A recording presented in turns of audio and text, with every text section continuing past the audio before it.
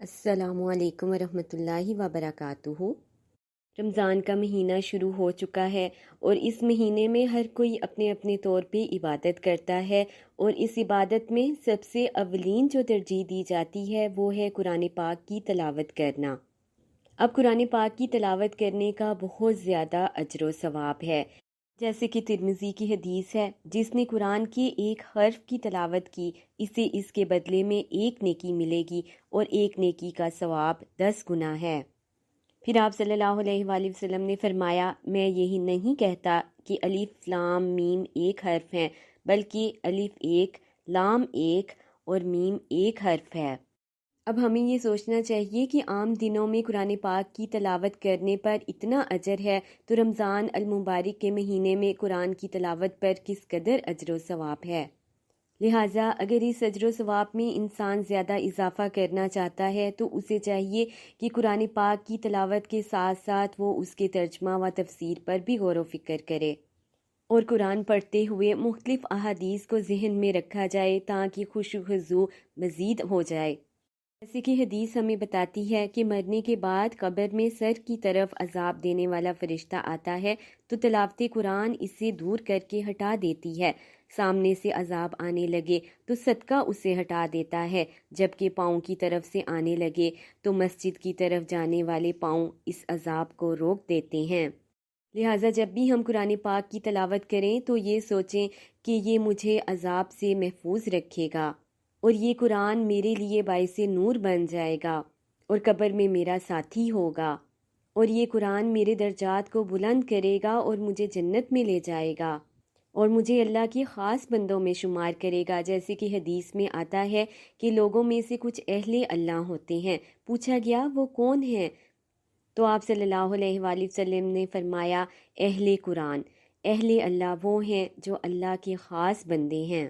لہٰذا اگر انسان اللہ کا خاص بندہ بننا چاہتا ہے تو اسے چاہیے کہ قرآن کریم کی تلاوت کرے۔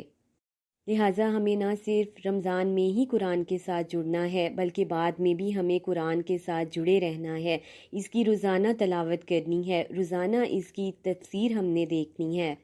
اور قرآن پاک کو تجوید کے ساتھ پڑھنا سیکھنا ہے،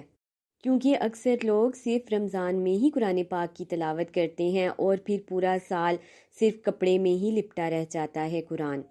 دیکھیں کہ رمضان میں انسان کا دل کتنا خوش ہوتا ہے، کس قدر وہ سکون محسوس کرتا ہے۔ یہ سکون کیوں نہ ہو؟ ایک تو رمضان کی برکت اور دوسرا قرآن پڑھنے کی برکت،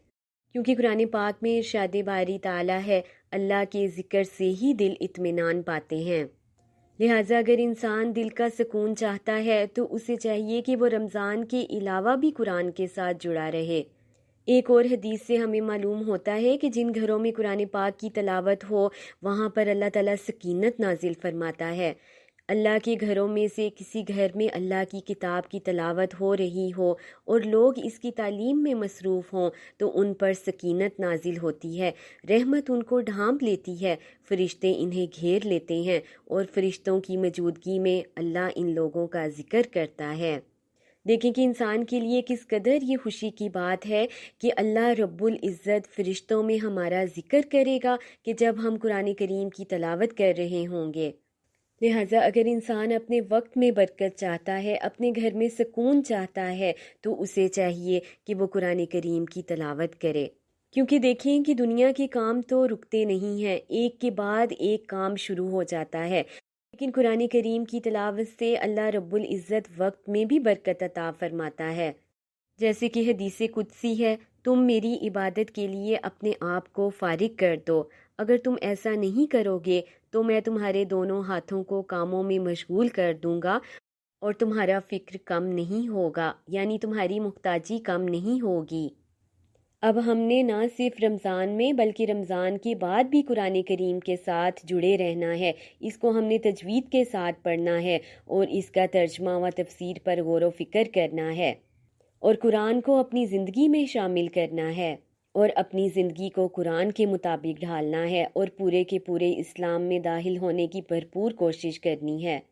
کیونکہ دیکھیں کہ اللہ تعالیٰ نے انسان کو صرف اور صرف اپنی عبادت کے لیے پیدا کیا، کیونکہ قرآن میں ہے، میں نے جن و انس کو صرف اپنی عبادت کے لیے پیدا کیا۔